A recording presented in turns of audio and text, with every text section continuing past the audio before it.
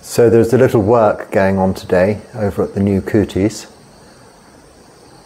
But that is my tree where I sit ordinarily talking to you. I thought I'd show you the whereabouts. So this is now back into my kuti here, my tiny shrine and candle, incense, tiny Buddha Rupa. This is an amulet from Thailand, my mala. And here is where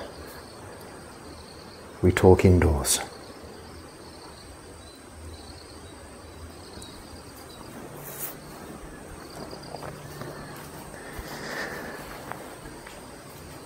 So I may not be able to be outside today, but hopefully we can bring the light of Dharma, that sunshine, into our hearts and homes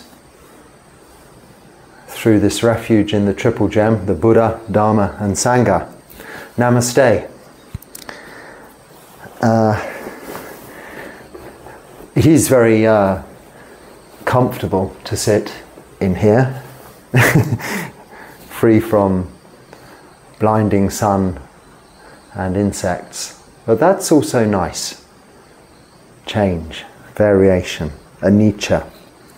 When you get used to this principle of everything changing, uncertainty, I do believe it's rather a feeling of security in itself, because you have let go of expectation. You've stopped thinking you know what will happen next. When you think you know what will happen next, what happens next will invariably be disappointing. Either way, you've either had raised expectations, or you've had fear and dread, and maybe what you expected to happen didn't. And that can be seen as a good thing. But immediately then, you've embedded new expectations as to what is the new norm. So, an unexpected event occurs, and you're rocked again. Your equilibrium, your status, your mood is swayed. And much like a tree in the wind, bowing and bowing and moving with the wind, you're swaying. And sometimes we break, like a tree in a harsh gale can snap, the bough will snap. But this is not what we want to happen with ourselves. We take refuge in the Buddha, the Dharma and Sangha as that. Just that. Refuge. What is this? This room here. I mean, it's much like a prison cell with the bars on the windows and the dirty sort of brick walls. This is the nature of it's a kind of a shed, This is the nature of shelter here in this particular where I'm staying, but it's sufficient. It keeps off the rain, the wind, not so many of the bugs. But if I don't shut the windows, there are windows here, but I keep them open. All of the holes in walls in India seem to have these bars, largely because most of them don't have glass. So it's to stop people coming in, I guess. So I keep them open, and I like to have the door open as well. It's nice to... I'm used to living outside, so a closed door I find both unnecessary and not pleasant. I don't find. I think also the door being open is inviting people whom pass to come in. I have no problems with unexpected visitors from time to time, albeit, I mean, it can get a little annoying on occasions, but not normally. Not normally. This isn't a very busy place, but occasionally people will pop their head through the door. If you don't have the door open, they will pop their head through the window anyway. And that is, you don't know which direction they're coming from. They still do that too. Anyway, anicca, uncertainty. This is all part of that too. And it's an important consideration. It is the result of our practice, that is panya, wisdom, the result of our practice of the Noble Eightfold Path, sila, samadhi, panya, sila being moral virtue, and our meditation is to develop this wisdom, not an intellectual knowledge that one gains theoretically from reading material in books, publications, online, listening, watching, but through our own experience, a gaining of this knowledge as to the results on our behavioral characteristics from our experiences and emotions arising from such experiences, how we deal with them, how we react, or how we don't react. Now, the more we come to understand through the practice of meditation, which after all is putting under a magnifying glass, putting into focus this very nature of change. If we're observing the breath as a meditation object, it is continually changing. You breathe in, you breathe out, there is change there. The quality of the breath in and out is changing. Our thought patterns, things arising in our minds, procrastination, wandering into the future, and getting restless, concerns about things that have happened in the past and worrying over things unnecessarily like that. We can see it arising. If we've developed skills in meditation to bring our focus, our awareness, our attention back to the meditation object, then after seeing these distractions, these hindrances, as they arise, whether they be through sensual desire, aversion, laziness, restlessness and worry, as I've just spoken about, or some doubts, whatever they may be, when we see them for what they are and are able to bring our awareness back to the meditation object, and if that's the breath, then we've developed some skills and can see very clearly there how transient these otherwise seemingly powerful forces are. And they're not powerful. They're of our own,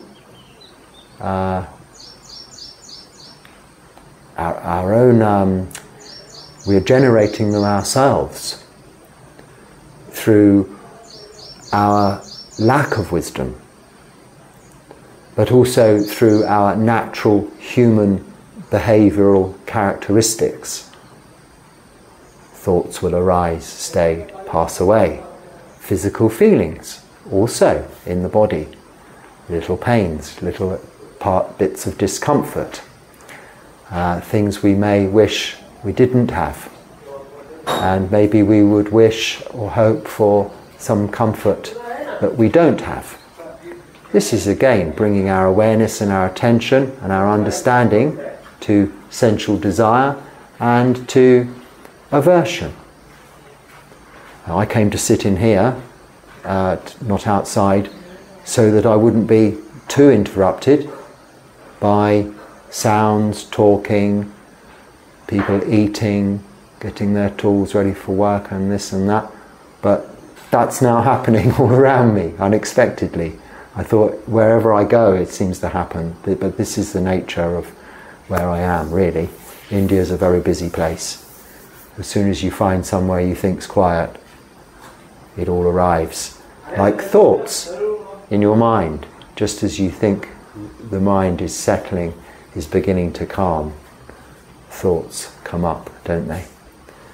But this understanding of anicca, understanding of that uncertainty, unsureness, impermanence, not in an intellectual way of the meaning of the word, but the full appreciation and understanding of its effect on us when we don't have knowledge of it, when we don't understand it.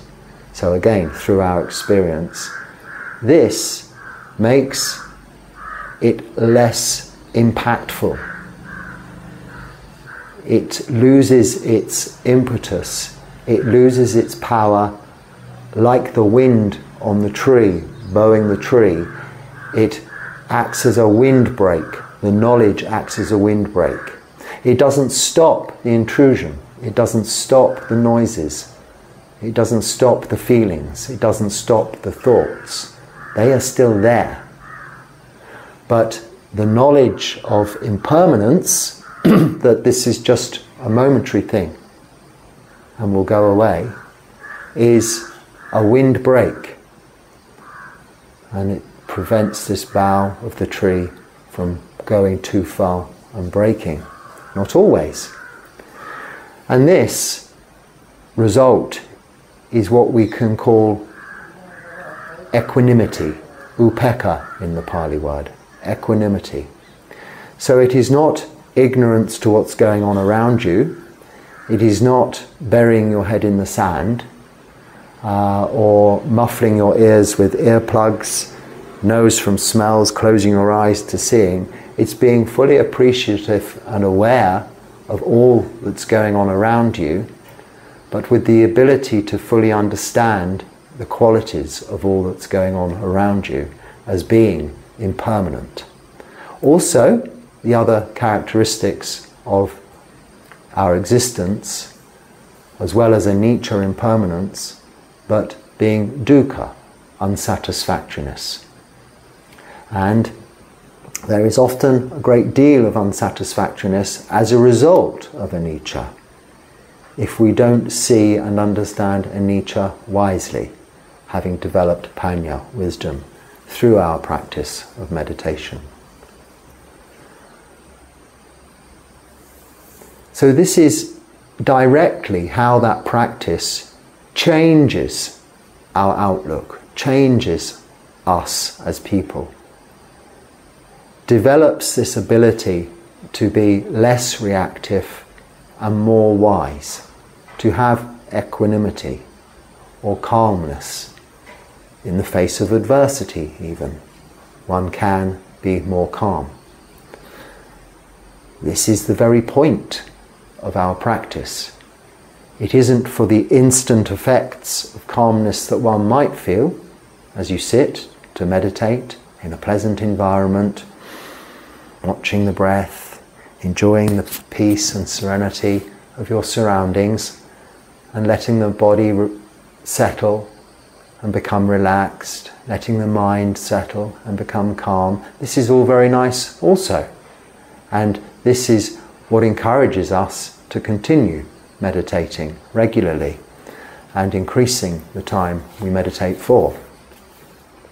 But the results, the tangible results of this practice, this meditation, apart from the enjoyment of the practice in itself during the time you're meditating, are this development of wisdom.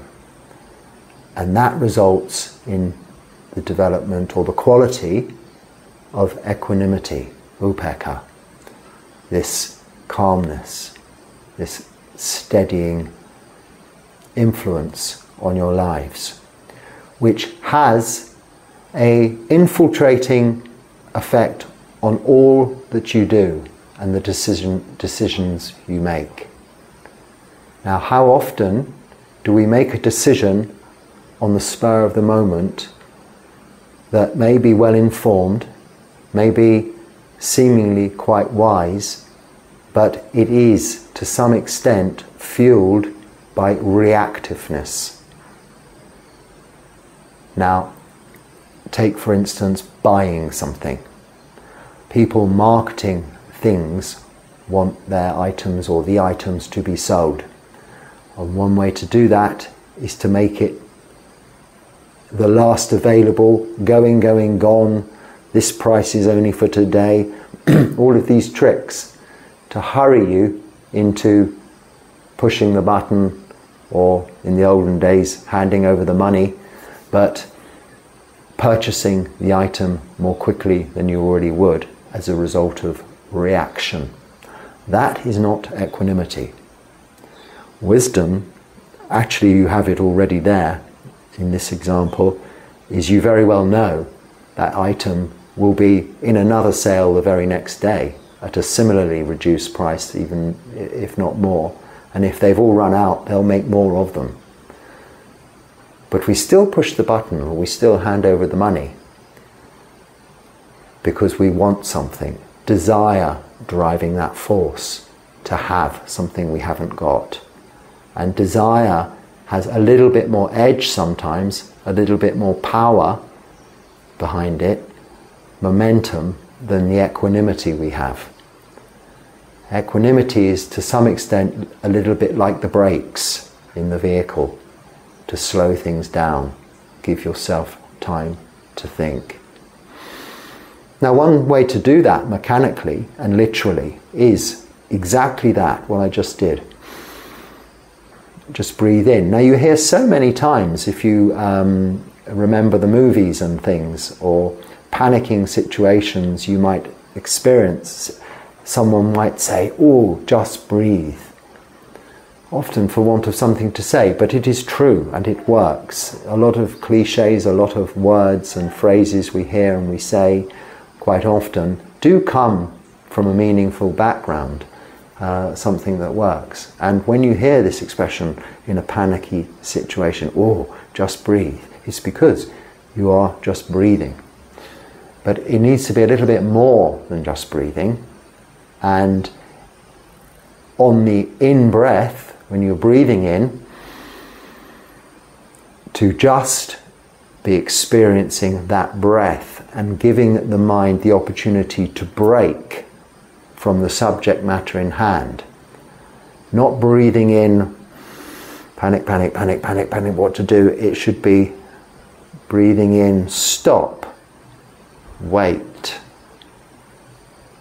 Maybe then you'll forget what you were going to say next, what you were going to do next. Or maybe you will have a better way of reacting. Now, if you forget what you were going to do next or what you're going to say next, that's a good thing. It means it wasn't important, it wasn't necessary.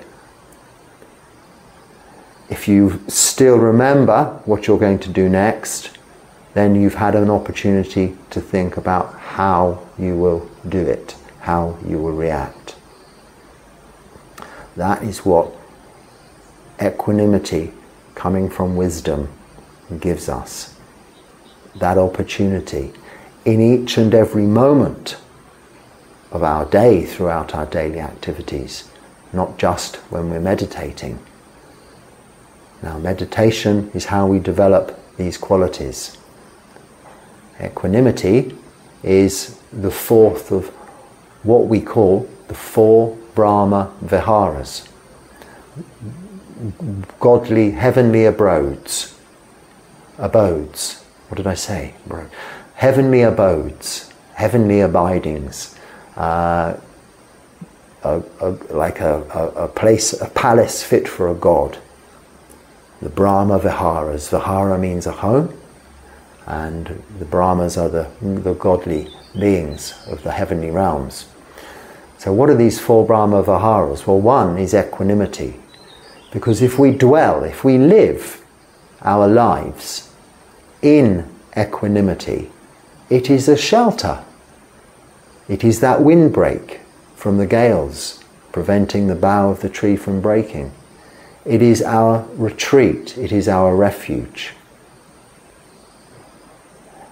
The other Brahma Viharas, the first being metta, loving kindness. Now this also is a wonderful refuge because it is the exact opposite of aversion and disliking. So a lot of our distractions, a lot of our problems will come about through not liking something or someone or a situation. If we can turn that around to not necessarily liking and loving, but understanding, then we are able to develop the second of the Brahma Viharas, which is karuna, compassion, for either the individual or the situation. One can have compassion for a situation or something, but especially with people. So if an individual, a person, another being, or even an animal, is something that's causing you, doing something you don't like, you don't want to be done to you, invading your privacy, annoying you, or causing you discomfort, maybe it's a mosquito biting you, something like this. All of these examples, it's the same. It's a situation that you have aversion towards, you don't like. So it's something you have that you don't want, which is also a desire. It's a desire not to have it. And if you remember, desires have got more momentum than equanimity, which is the fourth of these four Brahma Viharas. So when you have aversion, this desire is trying to fuel hatred. Now by using metta, you can this way, again, mechanically, a technique, breathe in, even just saying to yourself the word in a mantra, metta, loving kindness, doesn't mean you have to view all of your enemies and people you dislike through pink sunglasses and love them all dearly with lotus petals and roses around the door. Not at all, not at all. But you can see and know that they are beings also, like yourself. And all beings have a mother. In the Karyana Metta Sutta, there is a line, a beautiful line, as a mother loves her child, her only child. It's actually, as a mother protects her child, her only child, I meant to say. But it is the love of a mother, unconditional love, that protects her child, her only child, that is quoted in that sutta, in that chanting version of the sutta also, that we chant regularly, as being the prime and most best example of metta, because it is unconditional love, the true meaning of the word love. Nothing to do with liking personalities or attraction in any way physically, nothing to do with lust or any other feelings, just pure unconditional love. Now all beings have a mother, whom, even if those beings were abandoned, as some creatures, insects are born and abandoned by their mothers quite quickly. But in the human world, even if a child is given away at birth, it's been nurtured physically and emotionally for 9 months in the human realm by its mother, loved unconditionally. Now, when you recognize that in all beings, however intrusive or annoying they may be, or however it's affecting your day, may be very evil people causing troubles in the world, you can see that, well, someone loved them.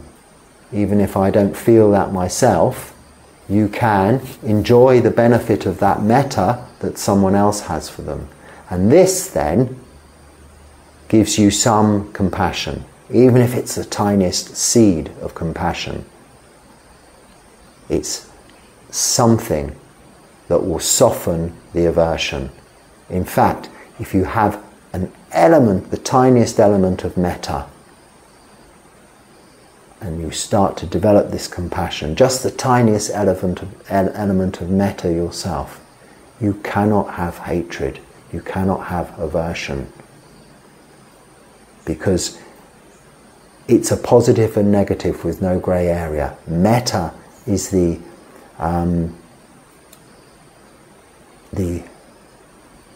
what's the word?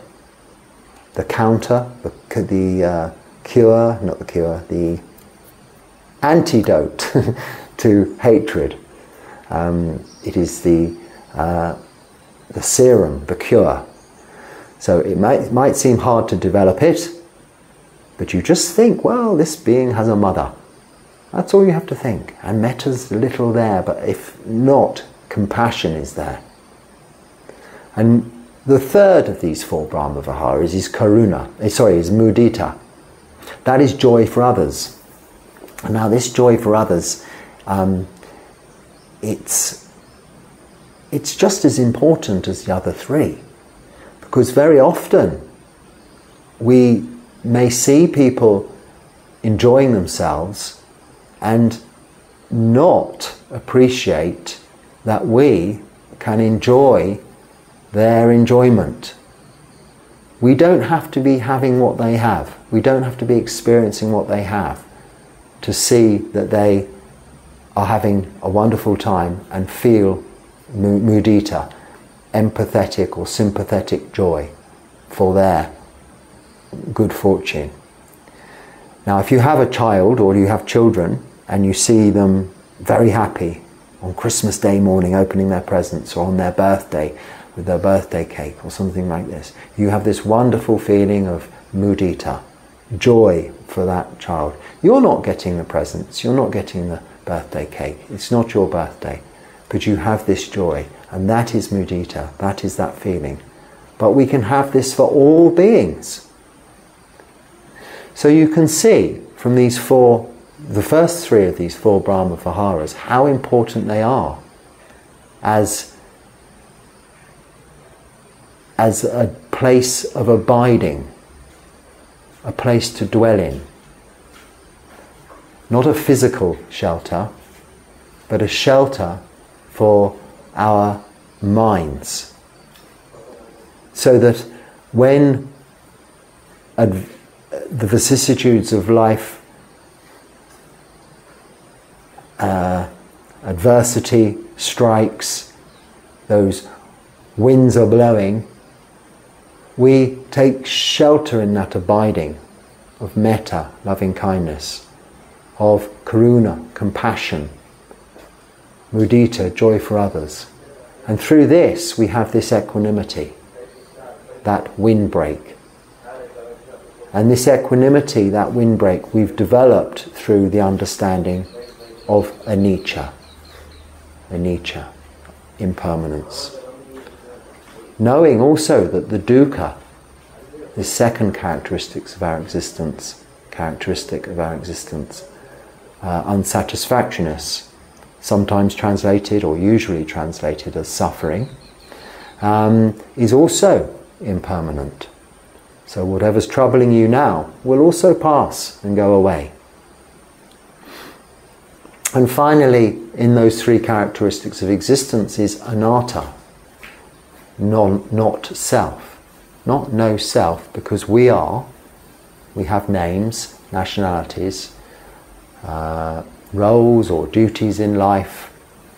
We have these personalities we perceive ourselves to be.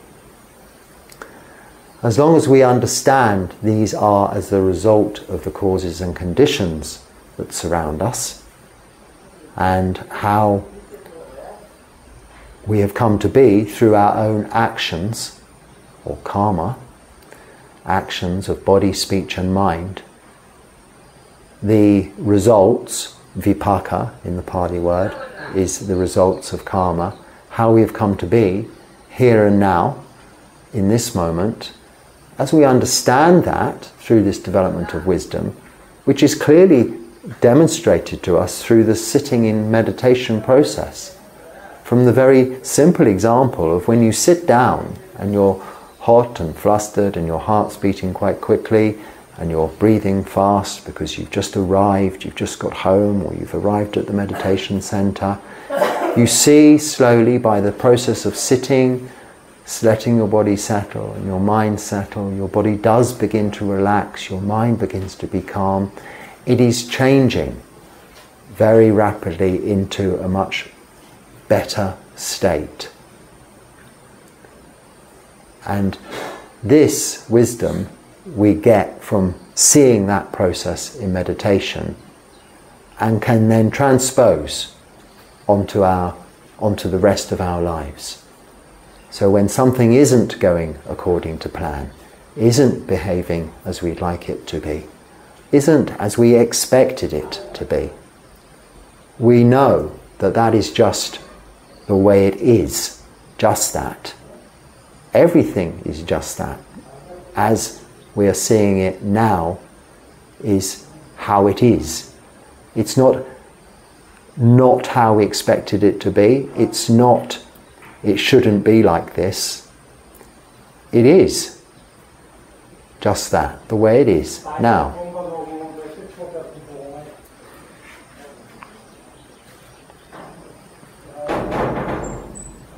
So, anicca, dukkha, anatta. Anatta, we can see what others see in us. That personality, that person doing this, behaving this way, behaving that way.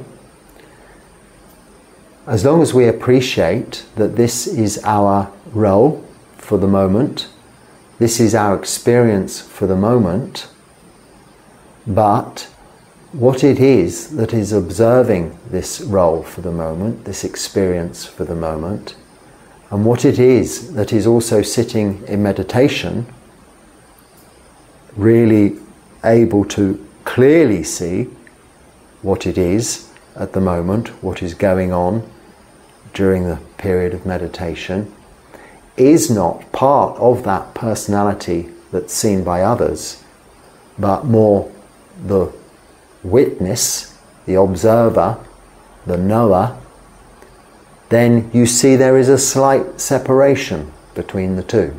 In fact, there is an immense separation between the two. But it isn't a matter of distance. You're present, you're there, you're involved. But what knows how you are now, at whatever age you are now, is exactly the same as that which knew, the knower, 10 years ago, 20 years ago, 30 years ago, if you can go back that far, to when you remember. Intellectually, your brains have acquired more knowledge, more information. But the witness, the knower, remains the same. And it is this witness, it is this knower that abides, dwells in the Brahma Viharas, in metta, in karuna, mudita, and equanimity. It is the driver behind this vehicle we call this human life, this knower.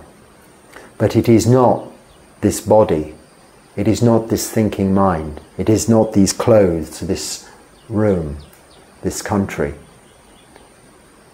It's not this language, it's not the way we think, the thoughts that arise. Because you do not know what you'll think next. But what knows your next thought knows your thinking, whatever the thought may be. And we take refuge in the Buddha, the Dharma, and the Sangha as our recognition that it was the Buddha, this teacher, our teacher, who understood this clearly saw this clearly and left us these teachings, which is the Dharma, and the Sangha, the body of monks and nuns, to continue in his lineage, not necessarily just teaching, spreading the word, any of this missionary kind of stuff, but living by the very example he set to show people how a life of sila, moral virtue, of samadhi, meditation, and panya, the development of wisdom, can also give you, as lay people, and monks, if people wish to ordain and become monks or nuns, the same opportunity as he had to experience freedom from suffering in this lifetime, and in his case the attainment to Buddhahood, which is the complete ending of suffering and the eradication of all greed, hatred and delusion, which is fueled by desire, so no desire, and the extinguishment of craving, and therefore rebirth into this life of samsara that we call the human existence, the cycle of life and rebirth, and this repetitive, over and over again, becoming, being, ending life. Now, this is a good life, an enjoyable life. If you appreciate these characteristics of existence, anicca, dukkha and anatta, as in the teachings of the Buddha, which are only recognitions of the truth, remember. This isn't something that's been thought up, made up. It's not a theory, a thesis. It's not something you have to believe in. It's something you can see. And also he's given us the tools, the wherewithal, the ability to literally sit and watch in this way he's taught us through meditation, and really be the witness, see this, how this witness does observe everything.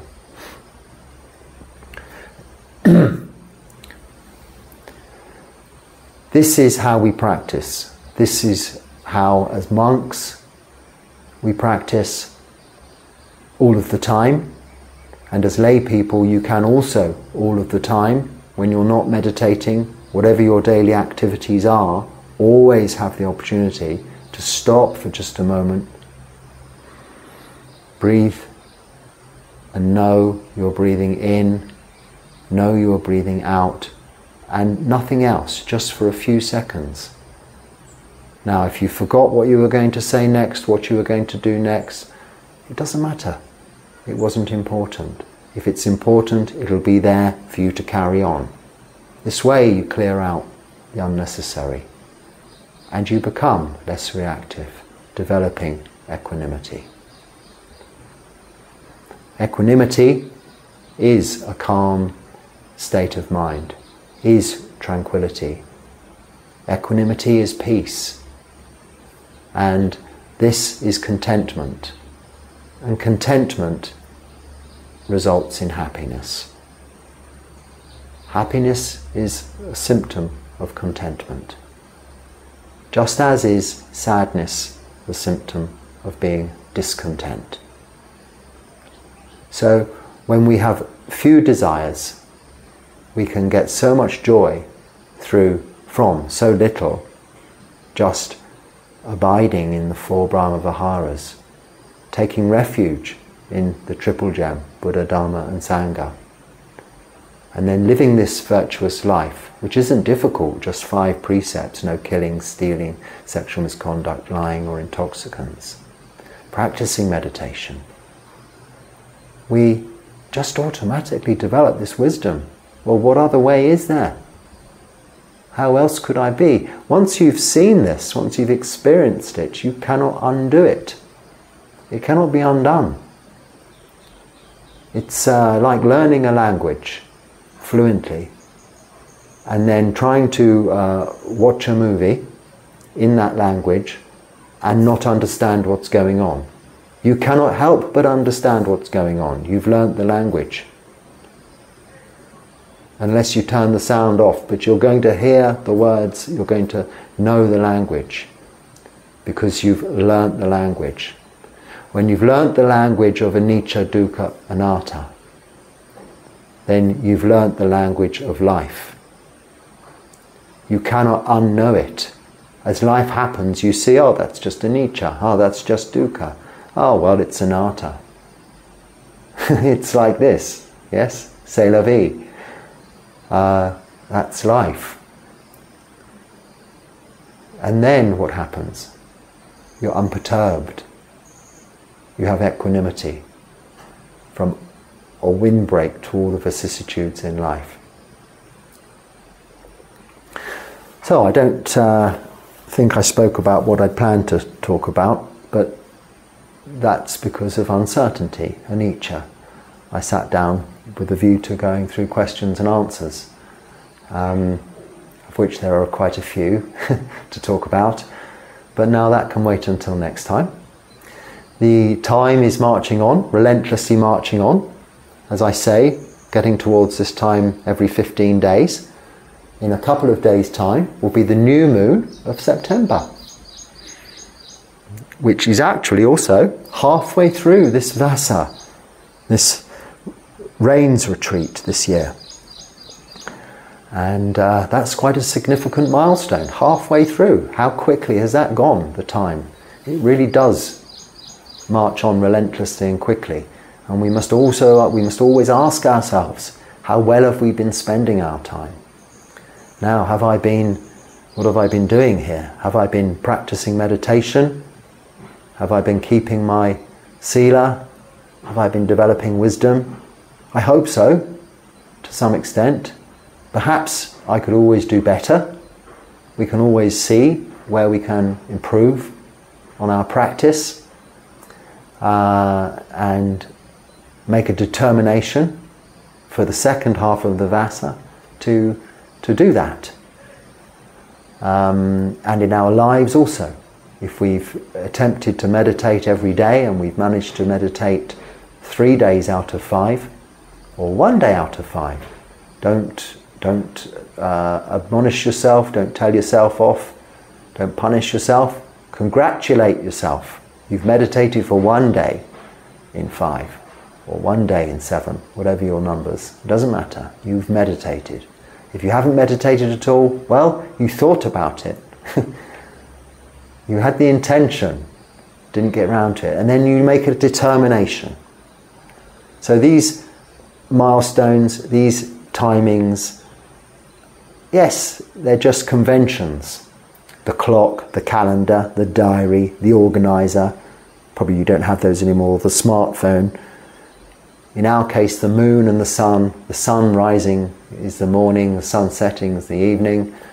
It's easy here, it's about approximately 12 hours a day of light and dark throughout the year, this part of the world, so it's nice and simple. And the moon, our calendar, every 15 days this time comes up very quickly. I'll wash my robes, shave my head, go to Bangalore for the recitation of our rules, and then we'll be into the next 15 days, and the following will be the full moon of, I suppose, September again, the full moon of September. But after the Vasa, after this retreat, what happens next? I don't know. I don't know where I go next. I don't even know which country I will be in. But it doesn't matter. Something will happen, an opportunity will arise, I will be somewhere, and it will be different. There will be change. Or maybe I'll stay here. Probably not, probably somewhere else. But where? One never knows in this life. Because I don't have a fixed abode. I don't have an address anywhere. I have a legal address in the UK. One has to in this day, and I probably forever, but certainly in this day and age you have to have an address which is just my mother's address for your the government things, you know, for the health services and the government tax and these things. So, but I don't have a physical home, an address. But I really do have much better than that. I have a home, an address that doesn't fall down. I mean, this building could just fall down, you know, around me. It's quite solid, this particular one, but I've stayed in much less sturdy one. When I made my little home in the graveyard behind me here, it lasted less than 48 hours and the water washed it away. So that wasn't a very good idea for the rainy season. But I still have always my real home, my heavenly realms, the Brahma Viharas of metta, karuna, mudita, and most importantly, upekkha. Because that is my true abiding. That is where what knows is living, where it's abiding. Wherever this body is staying, wherever this body gets shelter, my true abiding, my vihara, which is home, is the Brahma Viharas of metta, karuna, mudita, and upekkha. And my refuge, my shelter, is the Buddha, Dharma, and Sangha. And the only rent I have to pay is sila, samadhi, panya, keeping moral virtue, meditation, and developing wholesome mind states, eradicating unwholesome mind states, which is an enjoyable way of living.